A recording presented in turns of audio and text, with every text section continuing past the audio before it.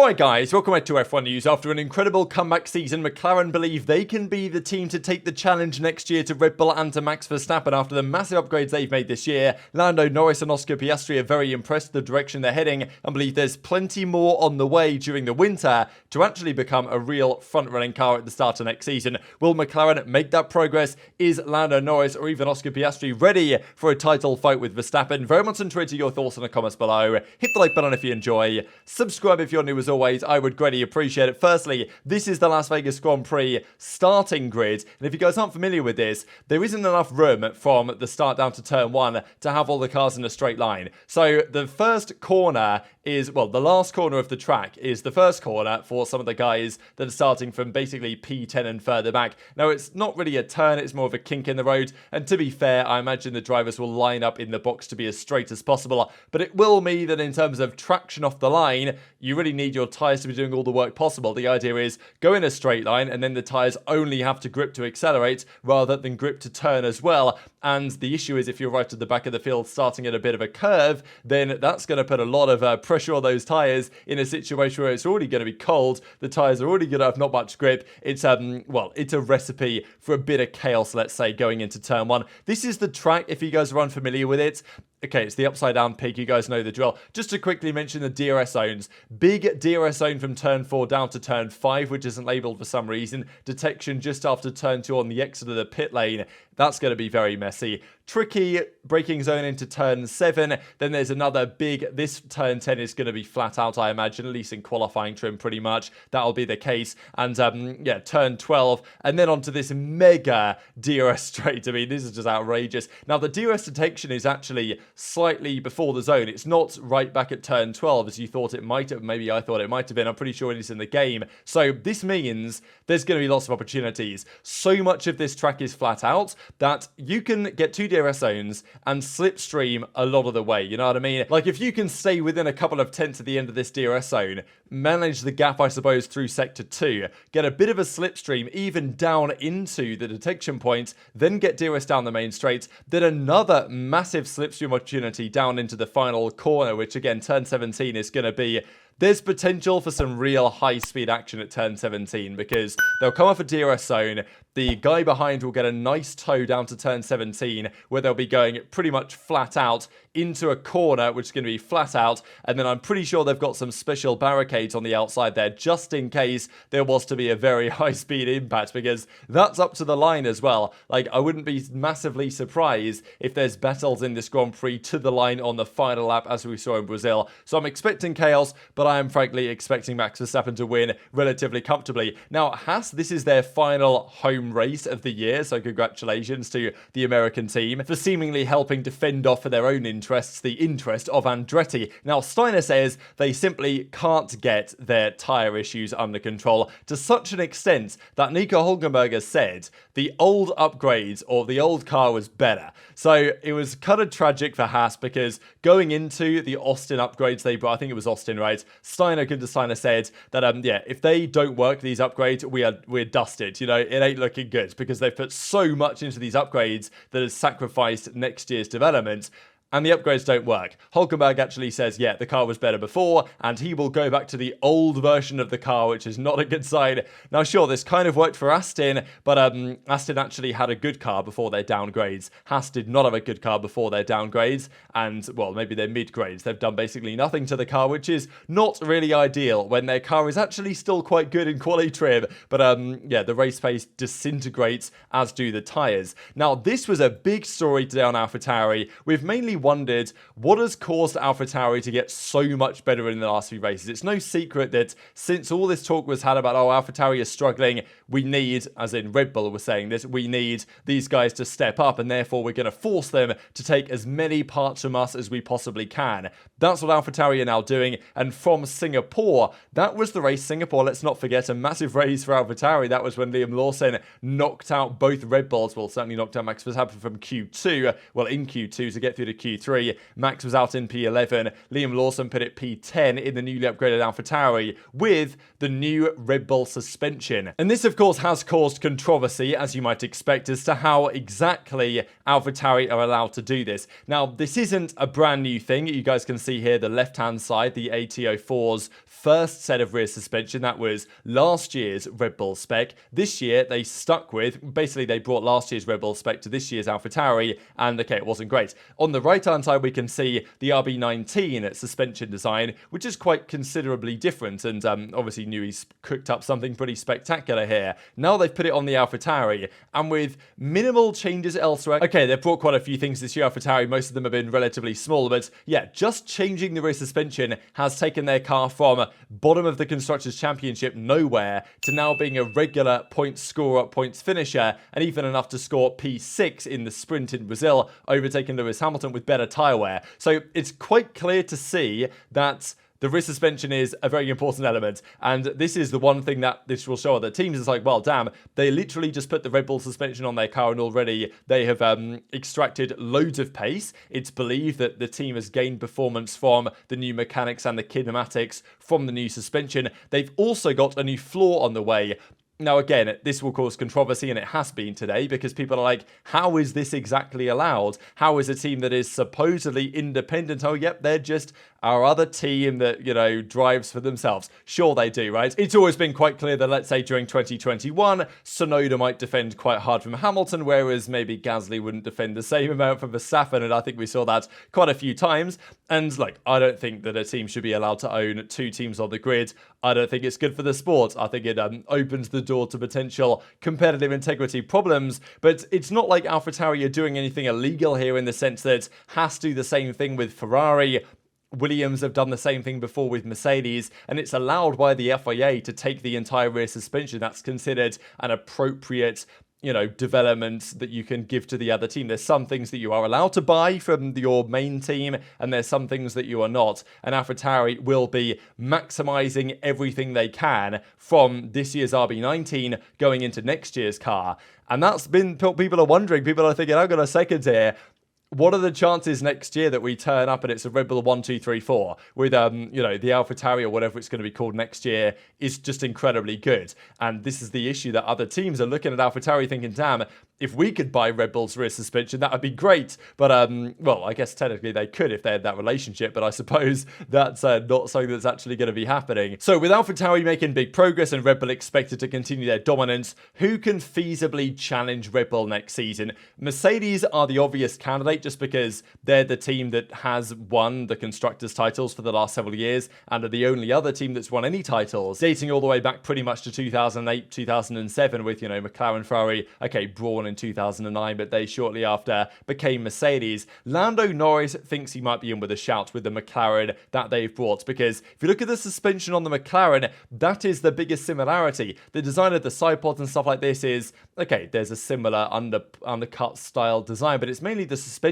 that probably most closely mimics the Red Bull on the grid, outside, of course, of the AlphaTauri, which literally has the same rear suspension. So, you know, Lando even gave it a go to try and pass Max on track during the Brazilian Grand Prix. He nearly did it, but we know that after the first few laps, the Red Bull just pulls away, better tyre wear, tyres in the right window, this type of stuff. But Norris gave it a go, and there was a chance there for a time, and Norris, of course, led races earlier this year, for example, in Silverstone, when he made that move at the start, and held on for some time, and it's been a crazy season for McLaren, where they started to where they are now, mainly Austria and then Silverstone. So, yeah, phenomenal results. Even back in Spain, when Norris put it like P3, it was like, how is that car gone from being right at the back of the grid in Bahrain and Jeddah to all of a sudden being somewhat near the front? The fact that he was challenging Max almost for the win on a couple of occasions this season, given where they started, is massively impressive, especially when McLaren say this is realistically only the beginning. They've got into quite a few races in the last, let's say, couple of months where they've expected to be good, but they've expected their rivals to be better. Let's say Aston, Ferrari, Mercedes, for example, but they haven't been. McLaren have been, on average, better than those teams,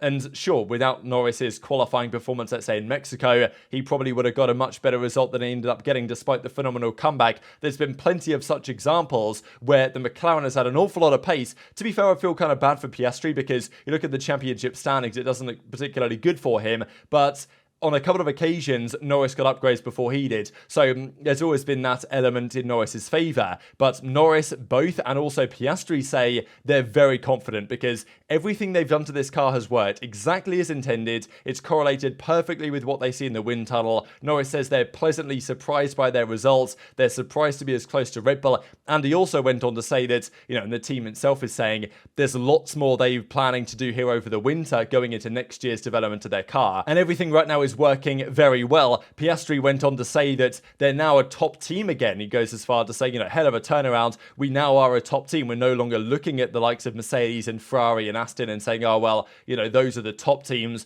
We're fighting for points. They consider themselves a top team fighting for wins and podiums. Piastri says it's a hell of a turnaround. The first upgrade we put on gave us an extra step. Everything else has done the same. The most encouraging thing has been that everything we've wanted to put on the car and everything we were going to change with the car has done what it is supposed to do. All the numbers that we expected were basically the same in real life, which, a certain other Mercedes-powered team has not experienced particularly well over the last couple of years, which you can't always take for granted. So it's been remarkable. Always had belief in the team that we can, have a car capable of fighting at the front, and we've been able to show that. The development is remarkable, and, Aston have gone one way, McLaren have gone the other way, but still Norris and Alonso did share a podium at the Brazilian Grand Prix. Instead of referring to some of the other teams as top teams, they are now our competitors. So let's just have a look at this. Point standings. You can see, of course, Piastri slightly further down as well. As I say, a couple of occasions he got the upgrades later. Won the sprint, let's be honest, in Qatar, which is incredibly impressive. But Norris, on average, as you'd expect, has been the stronger McLaren driver. So, you guys can see just about here Norris on the left-hand side. Kind of small, but I'll show you the picture. Over the first, what is this? 7-8 races. He scored like 12 points, and then pretty much as soon as the upgrades arrive, bang, starts hitting, basically doubling up his points again and again. And look at all the second places. Loads of podiums here. Hasn't won. I mean, basically every time he's come second, Max has won, pretty much apart from in Singapore, where Carlos Sainz got the victory. But from going 0, 0, 0, 0, 0 points scored, and the same story pretty much with Piastri as well, to going to having all these podiums and success they've had. And honestly, look at this. Norris is on 195 points. It is still possible, albeit unlikely, that he could overtake Hamilton for P3. That is the scale of the comeback from Norris and McLaren. And actually, if you look at the performances from, for the last, basically since the summer break, really, it's Verstappen and then it's Norris in terms of top point scorers. Then it's like Sainz, then it's Hamilton, then it's Leclerc, Perez. I think we looked at the numbers yesterday. But the comeback has been mega, and that's only with in-season development when teams are restricted under the cost cap. This is what Mercedes keeps saying, and they're not wrong that the cost cap has restricted their development to some extent, but McLaren are doing this. I mean, look at the points graph here. Verstappen's away and gone, obviously, but just comparing some of the guys that had good points after the first few races, McLaren and Norris were down here almost at 0, 20 points, 12 points after round 8 Canada, and since then he's absolutely rocketed through the field up to where he is today. So if they continue that momentum, and you can see that the distance on this graph from Great Britain to now isn't, okay, obviously Max has scored more points, but it's more than anyone else has scored in the last several Grand Prix. So what does this mean for the future? If McLaren can continue the progress they've made this season, if they can develop and unlock a second of lap time, if not more, as they have done per lap, of course that is, over the last 6 months, what could they potentially achieve over the winter into next year? There's always going to be diminishing returns, sure, but if they continue this direction of development and performance in development, they should be able to compete with Red Bull on a theoretical basis. Now, if Red Bull do actually bring this radical change to their aerodynamic concept the new is doing and it works, probably nobody's got a chance. But McLaren, of all the teams, actually have a chance. They're developing in the right direction. The Mercedes power unit is solid enough. They're not, they've not got a Renault engine in there or anything like that is causing Alpine some serious issues over the last couple of seasons. Their pit stops are, okay, on average, not quite as good as Red Bull, but right up there. Probably their strategy needs a bit of thought and work. There's been some concerns about that. And to be fair, Norris, I think, needs to prove a bit more that he has the dog in him. You know what I mean? To challenge Verstappen in a straight fight, let's say next year's McLaren and next year's Red Bull are the same strength. Would Norris beat Verstappen? Does he have too much respect for Verstappen? Like, I remember vividly back in Austin when Norris effectively, gave the inside to Verstappen. I don't really know why. Maybe he didn't think Verstappen was going to attack, and maybe he thought that it wasn't his race. But at some point, you've got to fight with Max, especially if next season there's a legitimate chance. Now, Piastri might be really good, and he is really good, but and qualifying pace, definitely. Race pace, I think there's definitely more for Piastri to learn in terms of, and you can actually see in Q3 appearances here, a very similar number between Norris and Piastri, but in race pace, time management, stuff like this, that's where Norris has the edge, and race trim, Norris does have the better of Piastri at the moment, and is no doubt one of the fastest drivers on the grid. Does he have what it takes, though, to win a championship if the car is there? I'm not so convinced yet. Since Piastri has started to be more competitive with Norris, we've seen mistakes from Norris. Qatar springs to mind especially during both qualifyings, main quali and the sprint qualifying, when Norris pushed too hard, made a couple of mistakes, qualified where he shouldn't have, and then had to make a big recovery drive in the Grand Prix. Kind of the same story. Okay, was somewhat unlucky back in Mexico, but still could have put a better banker lap in earlier, a bit of a tongue twister there. And okay, maybe McLaren sent out Norris too late in Brazil, where he arguably could have had pole, given the fact that he had pole in the sprint shootout in a similar set of circumstances. So I think that they have a chance. To be honest, I still have a very hard time believing that a team that's a customer team can actually win a championship, that McLaren, not being the primary Mercedes powered team, would actually be able to overcome Mercedes over the course of a season. Seems a little bit of a challenge, but on current trajectory, it's definitely possible. But I think there's just a few too many questions, right? If next season's title fight really is between Verstappen and Norris, for example, I think it's tough to look past Max in that circumstance for now. But I do hope that we get our fair share of Verstappen-Norris battles in the coming years. Maybe it'll be Red Bull versus McLaren, although that might be wishful thinking. Maybe it'll be Red Bull versus Red Bull, which is also possible if Norris was to be a replacement for Perez over the coming seasons, which I wouldn't entirely rule out. Just before we finish, then, wanted to mention for you guys, these are at least the UK or the GMT times for the Grand Prix in Las Vegas. You've kind of got to think about this as being the Japanese Grand Prix. Wherever you are in the world, whenever the Japanese Grand Prix is,